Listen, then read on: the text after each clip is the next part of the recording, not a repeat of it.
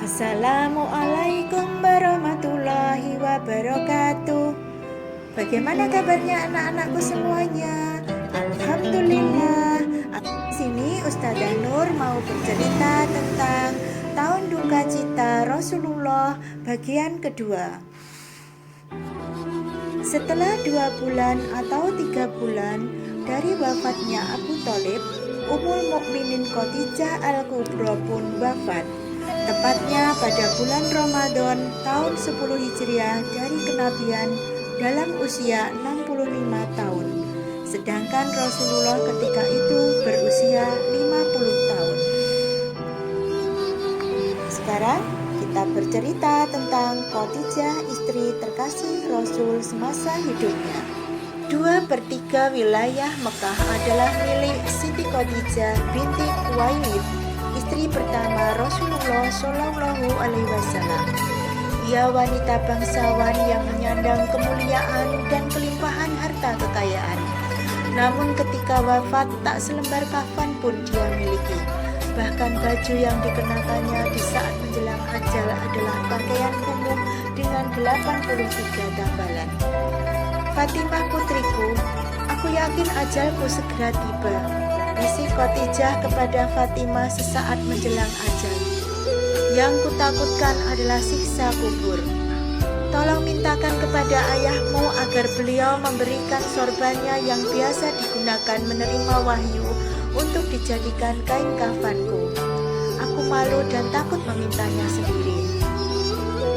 Mendengar itu Rasulullah berkata, "Wahai Khadijah, Allah menitipkan salam kepadamu dan telah dipersiapkan tempatmu di surga."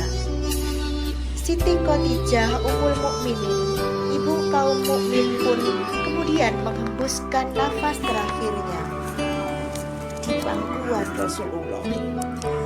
Didekapnya sang istri itu dengan perasaan pilu yang teramat sangat.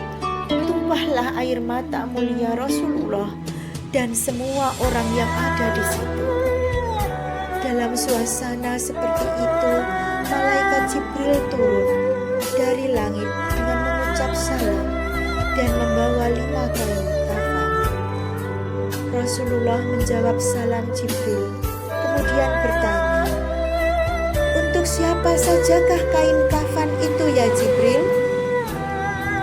"Kafan ini untuk Khadijah, untuk engkau ya Rasulullah, untuk Fatimah, Ali dan Hasan," jawab Jibril yang tiba-tiba berhenti berkata, kemudian menangis.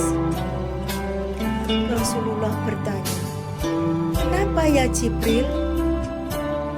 Cucumu yang satu, Husain, tidak memiliki kafan.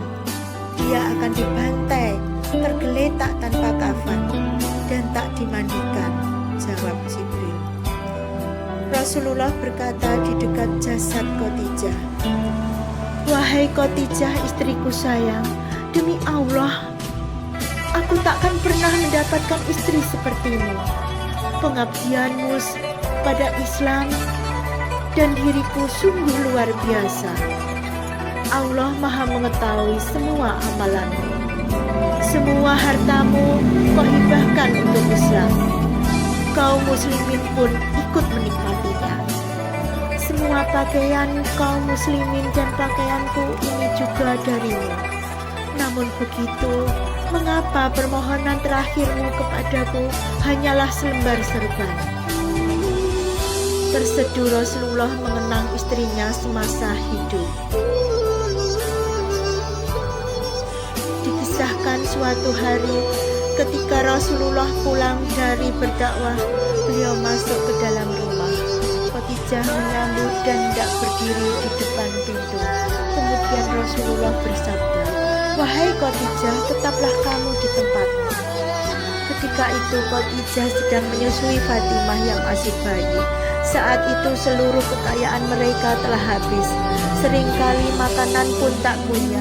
Sehingga ketika Fatimah menyusui, bukan air susu yang keluar akan tetapi darah. Darahlah yang masuk dalam mulut Fatimah. Kemudian Rasulullah mengambil Fatimah dari gendongan istrinya dan diletakkan di tempat tidur.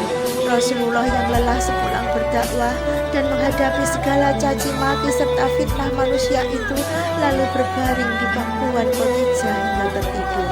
Ketika itulah Khadijah membelai kepala Rasulullah dengan penuh kelembutan dan rasa sayang. Tak terasa air mata Khadijah menetes di pipi Rasulullah hingga membuat beliau terjaga. "Wahai Khadijah, mengapa engkau menangis? Adakah engkau menyesal bersuamikan aku?"